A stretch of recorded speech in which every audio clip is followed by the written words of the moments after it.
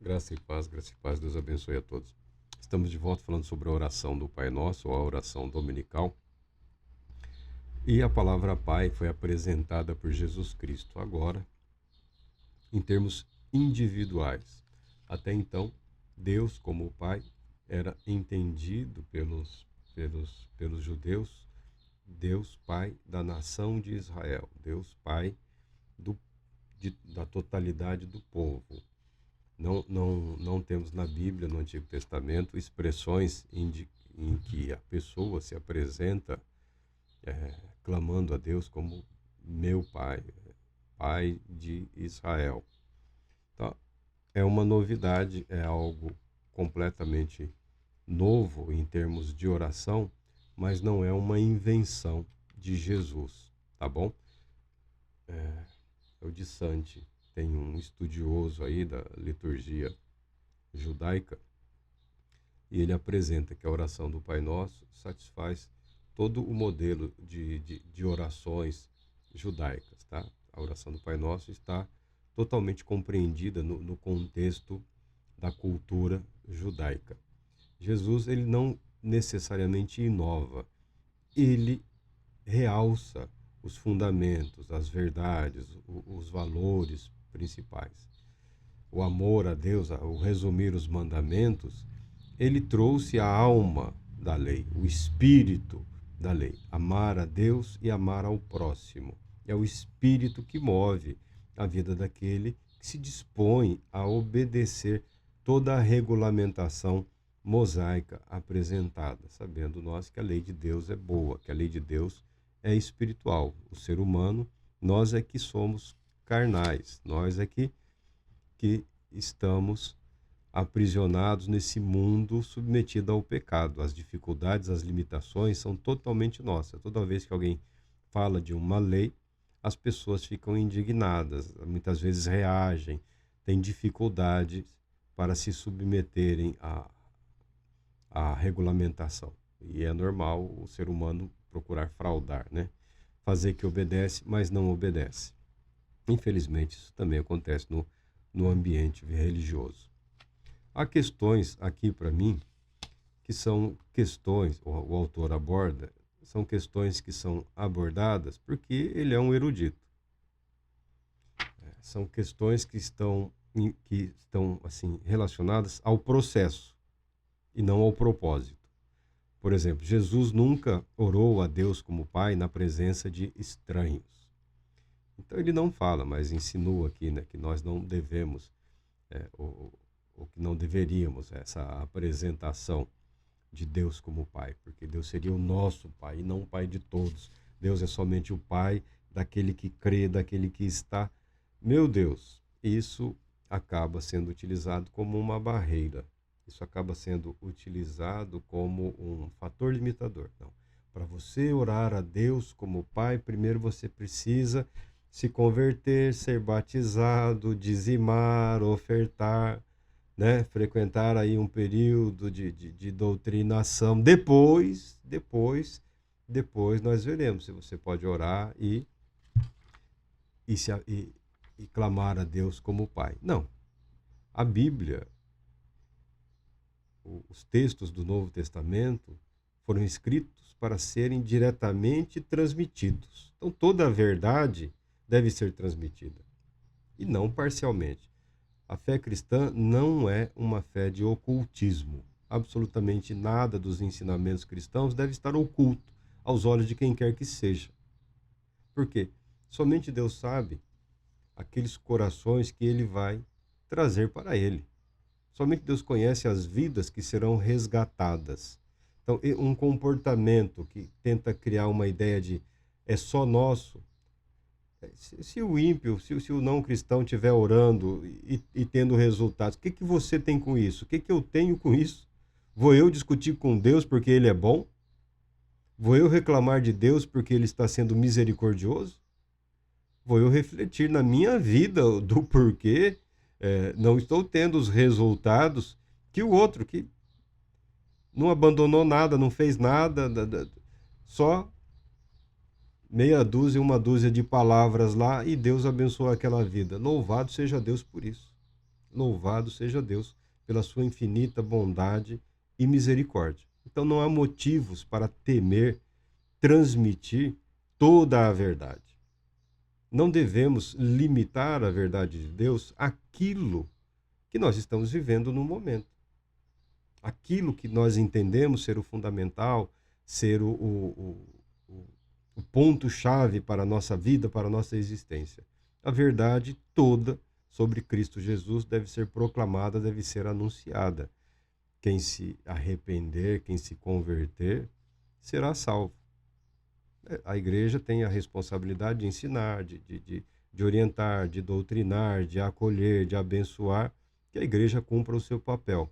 Mas que não seja uma igreja mesquinha, né, que insinua ser detento. Isso eu abomino, né, quando a igreja se comporta como sendo a dona de Cristo Jesus, como se Cristo estivesse ali limitado, preso ou condicionado àquele ritual, aquelas palavras ou aquelas pessoas.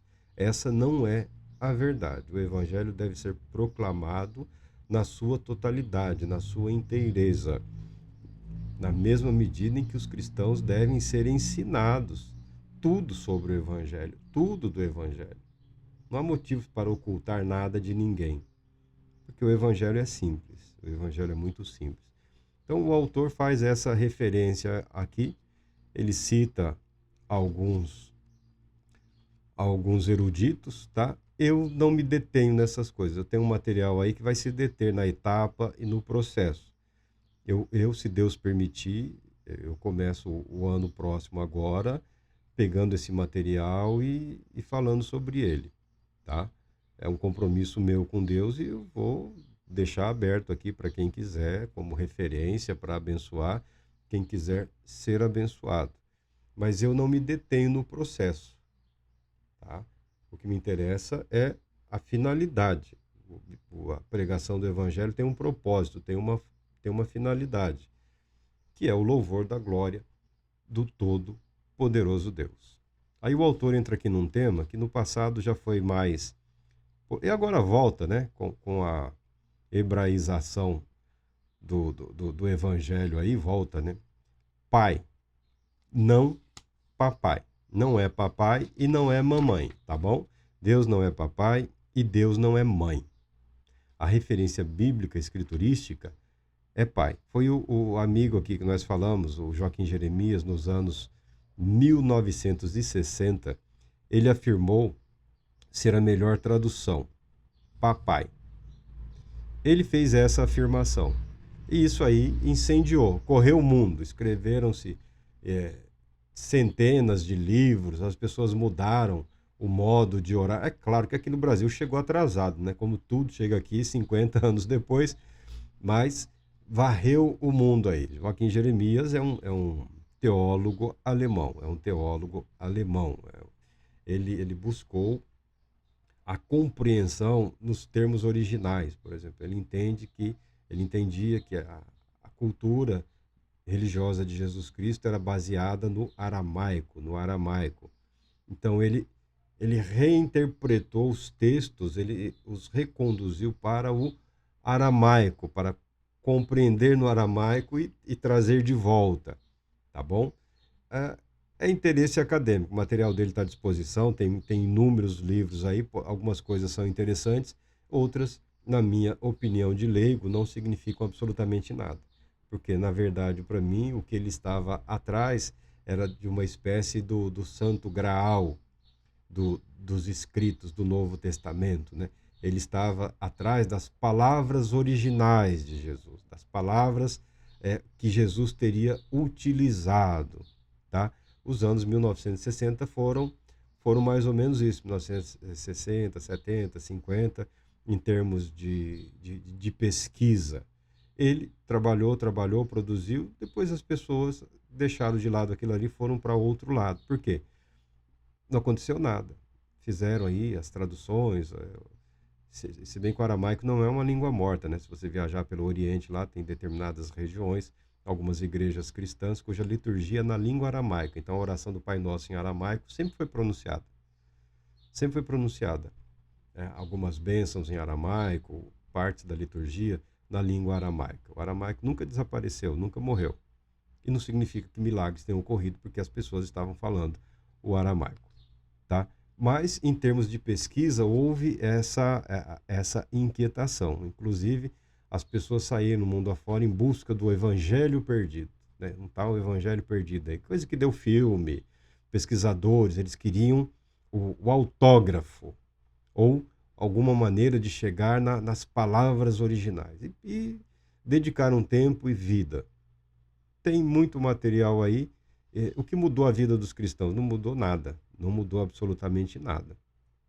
Agora, é fato que o uso inadequado, uma criança pode orar a Deus como papai, mas um adulto fica estranho. Não, não é a nossa cultura, não é o nosso pensamento. A referência bíblica é Deus como Pai, Pai, Pai nosso que estás nos céus. Você pode até orar, Deus, meu Pai, Pai. Ah, pode sim, e deve. Alguns já acham que não deve. Não deve porque é individualismo. Não. Individualismo é egocentrismo, é fundamentar, é colocar o ser humano como prioridade. Quando você chama a Deus meu Pai, é que você está transmitindo a Ele, você quer transmitir para Ele tudo o que Ele é para você e tudo o que isso significa, sente, e estabelecer esse relacionamento, essa dinâmica. Pai, meu Pai, tem alguma coisa errada. Tem alguma coisa errada aqui. Eu preciso de ajuda, eu preciso de conselho, eu preciso de orientação. Eu preciso de um milagre, como as pessoas falam, né? Pai, eu preciso do Senhor. É por aí. Não são invocações mágicas, tá bom? Eu não participo dessa linha de pensamento. Papai ficou em auge por algum tempo aí, e agora volta por causa dos hebraísmos, do pessoal do aramaico aí. Mas o Joaquim Jeremias, quando ele fez isso, logo em seguida ele chamou a atenção de um outro sujeito, o James Barr. Esse James Barr, que é de Oxford, ele correu atrás, ele não se sentiu bem, ele ficou incomodado com a pesquisa do Jeremias e a conclusão de Jeremias, que a palavra papai era que melhor expressava a intenção de Jesus Cristo a referir-se a Deus como Pai. E ele procurou e ele achou, e ele entendeu que a Abba tem a sua melhor tradução no tratamento mais solene, responsável e adulto de pai. A reconstrução desse outro erudito aqui, do significado original, fez com que Joaquim Jeremias voltasse atrás, tá bom? Então tem gente que cita e segue aí o material de Joaquim Jeremias, né? Papai, papai querido, paizinho, já ouvi de quase tudo, né? Já ouvi muita coisa estranha, tá? Às vezes a pessoa quer expressar uma intimidade, uma comunhão, uma coisa e acaba caindo nessas armadilhas linguísticas. Joaquim Jeremias, ele recuou, ele voltou atrás e ele caracterizou a sua própria tradução de Abba como papai como uma ingenuidade inadmissível, tá bom? Esse é o fato. Talvez você só tenha o livro em que ele fez essa menção ou você só tenha as referências ao primeiro trabalho, mas Jeremias recuou. Ele recuou desse pensamento, ele recuou dessa posição, porque ele viu que ele cometeu um erro até bastante infantil. A palavra Abba, que é do aramaico, ela não é usada na oração dominical.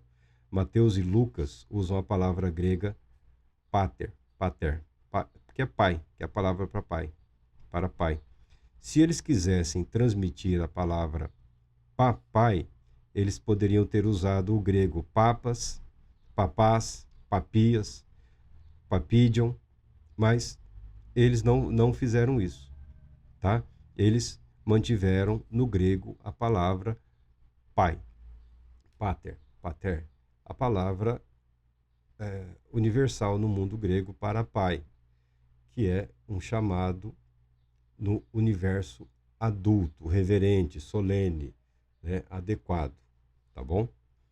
E a palavra Abba aparece no Getsemane. No Getsemane.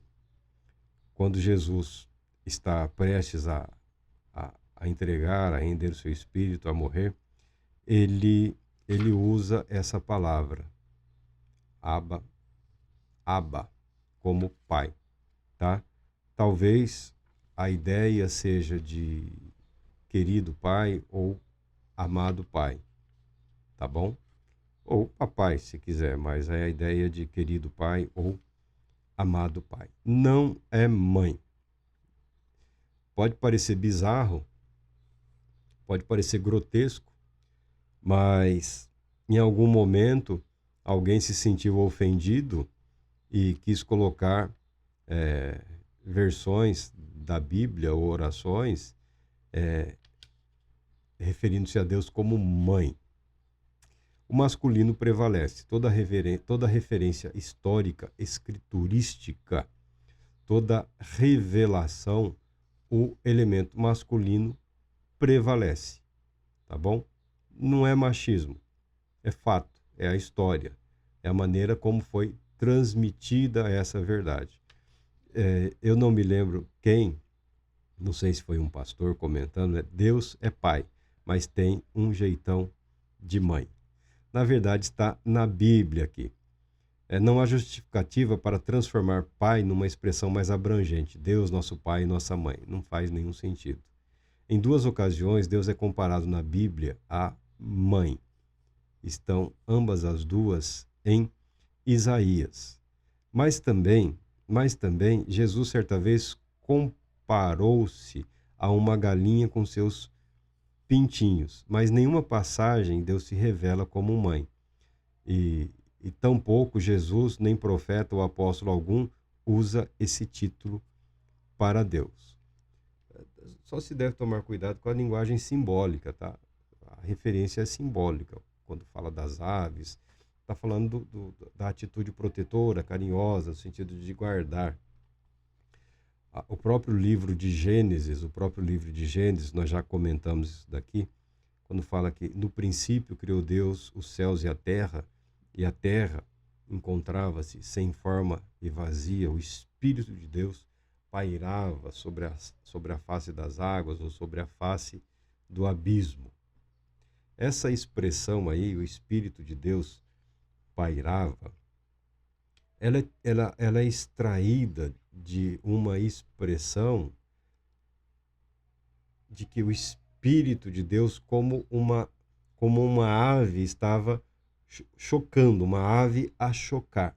Ou seja, garantindo as condições necessárias para que a vida fosse gerada, para que a vida fosse criada. Tá bom? Na astrofísica, tem um astrofísico, ele foi bastante elogiado pelo Papa na época, inclusive ele era um religioso, um excelente astrofísico voltado para a área de cosmogonia, né? Origem do universo. Ele foi bem enfrentado, tiveram muita resistência a ele no seu trabalho, dizendo que ele queria levar a religião para a ciência, toda essa frescura aí de conversa. Mas o fato é que ele desenvolveu um material teórico, porque é cosmogonia, é teórico, tá bom? Ninguém cria um mini universo para provar como é que o universo se formou. É totalmente teórico. Ele desenvolveu todo um material teórico, essa linha aí do Big Bang, mas que ele foi capaz de transmitir que em algum momento tudo que seria no universo estava como que contido numa única massa, numa única essência original, como se fosse um ovo, chamado ovo cósmico. Nos mitos africanos lá, num dos mitos africanos sobre a origem da vida, sobre a origem do universo, relata-se que uma galinha chocou o universo, uma ave cósmica chocou o universo. Se você procurar na linguagem mitológica, se você dedicar tempo, se você for atrás, você compreenderá que o mito, a fábula, dizem respeito às limitações do conhecimento ou limitações linguísticas no que diz respeito à transmissão de uma verdade. Então, não significa que o Espírito Santo é uma ave. Ele nunca foi uma ave. Ele é simbolizado como tal, muito menos uma galinha. O universo não foi chocado, tá bom? O universo não foi chocado, ele foi criado. Mas são limitações linguísticas. Hoje, a linguagem que está em evidência é a linguagem que quase ninguém conhece, que é a linguagem totalmente codificada, que é a linguagem científica. Pode fazer muito sentido para o sujeito lá que passou 10 anos, 20 anos, 30 anos refletindo sobre aquele material. Agora, para comunicar a verdade às massas, ao povo, a linguagem simbólica, a linguagem figurada, ela é muito mais eficiente. E muitas vezes a linguagem simples, como feita por Moisés, né? Por Moisés, que não tem fábula, não tem mito. Quem criou? Deus. Ele não fala como. Ele diz que Deus criou. E ponto. Quem quiser se debruçar aí sobre o método utilizado por Deus, o processo, o tempo, os materiais, os recursos, boa sorte. Você pode se dedicar na área do conhecimento que você quiser, na mística, na física, na filosofia, na astrofísica. O conhecimento humano está aí e ele é totalmente limitado. Mas nós voltamos aqui às questões linguísticas. Não é papai e também não é mãe, né? A palavra correta, a palavra indicada, a palavra sugerida é pai. Um autor aqui, Karl Barth, por exemplo, sugeriu, eu gosto dessa palavra, totalmente outro. Alguns usam o infinito, o eterno. Os judeus, algumas vezes, falam o nome, como referência ao Deus Todo-Poderoso. Deus poderia ter usado qualquer um dos títulos que os filósofos e os teólogos lhe dão, mas o próprio Deus escolheu na oração de Jesus Cristo ser chamado Pai. É isso que eu gosto de enfatizar. Estudar é bom, estudar é interessante, estudar é importante. Agora, tornar-se escravo do pensamento dos outros, isso é pecado, na minha opinião. Não é porque alguém disse, sugeriu, ou porque ficou bonito, que tem que sair todo mundo agora aprendendo aramaico e hebraico. Não. A oração que temos, como a temos, ela é suficiente. Ela é totalmente suficiente. Ah, mas então por que eu não estou vendo? Isso é problema seu. O porquê você não vê o que de Deus se pode conhecer é algo que você tem que tratar com Deus. Não há fórmulas para corrigir isso. O que há é um convite à comunhão com esse Deus. É um convite a ingressar na intimidade desse Deus, acessível a todos. Você não precisa ser de uma linhagem sacerdotal, você não precisa ter nascido numa tribo específica, você não precisa ter uma cor específica, você não precisa fazer parte de uma determinada classe social ou de alguma elite econômica. Não. Basta abrir a boca e invocar a Deus como Pai. Aí nós vemos aqui, o autor entra na outra questão, né? Se é obrigatório,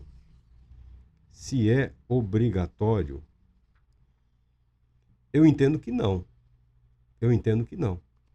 Porque nós nos aproximamos de Deus e expressamos diante dele tudo aquilo que estamos vivendo e como estamos vivendo e sentindo.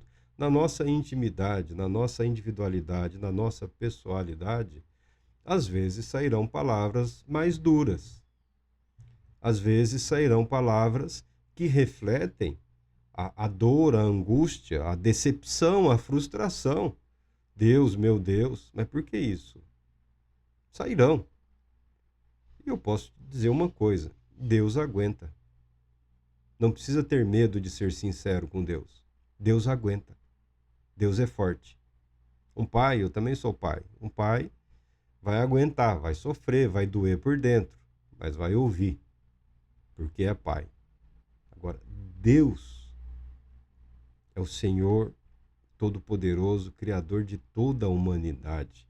aquele que conhece o destino de cada um de nós, aquele que conhece a nossa vida e o nosso viver muito melhor do que nós mesmos. Então, o que se fala aqui não é de uma obrigatoriedade. Eu entendo como importante o elemento litúrgico. A oração, ela existe, foi instituída por Cristo Jesus. Nenhum mal há em que ela, aliás, algumas igrejas só são cristãs porque perseveram nas orações cristãs, tá bom?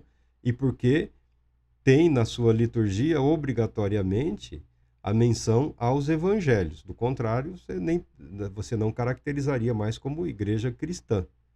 Mas estão ali ligados a Cristo Jesus porque perpetuaram na sua prática, nos seus rituais, a oração ensinada por Cristo Jesus e também o Evangelho de Jesus Cristo, que obrigatoriamente tem que ser lido.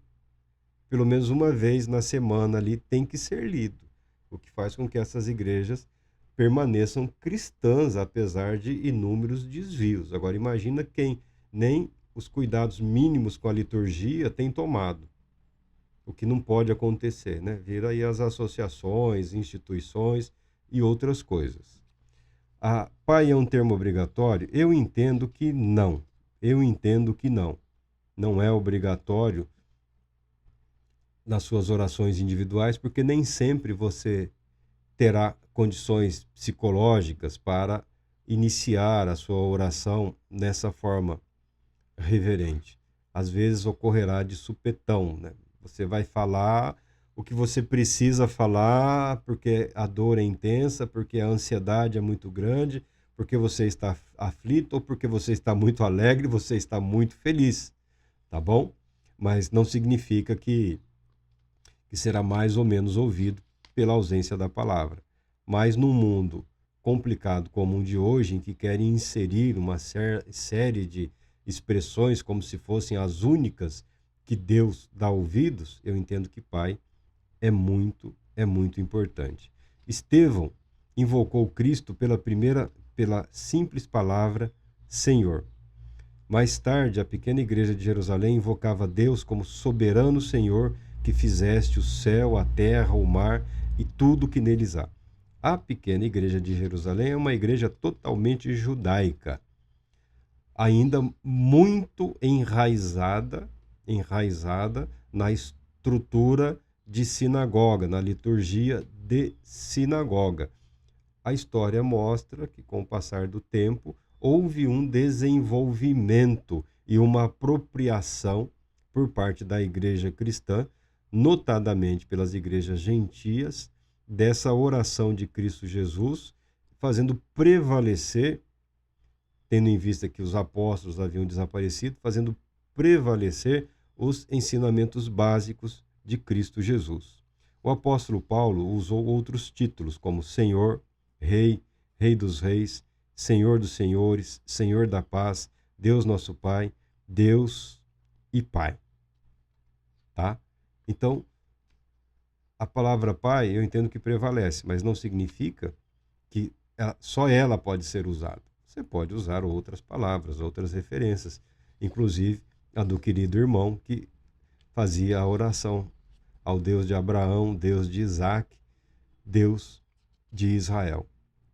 Brian Dodd, aqui, que é citado, ele sugeriu que é melhor começar a oração com outra expressão, como Senhor Jesus, Deus amoroso, Senhor e Deus, ou quaisquer outros títulos aplicados a Deus nas Escrituras.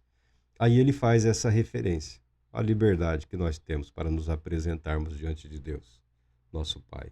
Olha, maravilhoso conselheiro, Deus forte, príncipe da paz, santo Deus, Filho do Altíssimo, Cordeiro de Deus, autor da vida, Senhor Deus, Todo-Poderoso, Leão da tribo de Judá, Raiz de Davi, Verbo da vida, Rei dos reis, Senhor dos senhores, Advogado, Senhor de todos, Messias, Filho de Deus, Salvador, Pedra angular, Reto juiz, Luz do mundo, Estrela da manhã, o Alfa e o Ômega. O importante é você saber que Deus está pronto para ouvir a sua oração. É só começar. Deus Todo-Poderoso te abençoe, te proteja e te conceda paz, muita paz.